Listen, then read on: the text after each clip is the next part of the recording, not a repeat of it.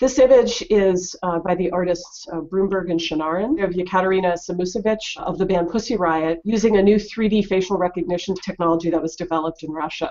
The artists are using this technology to recreate the work of early 20th century German photographer August Sander, who photographed Germans as a part of a project called People of the 20th Century. And for them, this kind of recreation is important because what Sander did was he categorized people, the farmer, the philosopher, the woman, and made images that attempted to kind of play with this notion of what it might mean to classify. Samutsevich was posing as the revolutionary, one of the categories.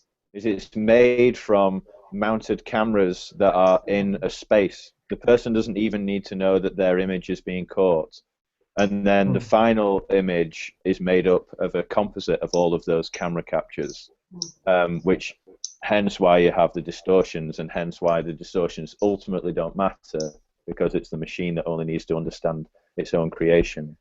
I think it's really interesting that the artists chose to explore this technology through a reenactment of a project that was about picturing social types, because of course this technology is about sifting the individual from the crowd and identifying a particular person and then making that person searchable against a database. And this is one of many technologies that are being developed right now for use in public space, for remotely collecting data on persons in a way that produces them as suspects, but also I think in a way that challenges what has historically been so great about public spaces, and that is that they have offered a relative degree of anonymity. And so one of my concerns is that as our public spaces become more and more saturated by these types of technologies, how does that then change what's possible within public space?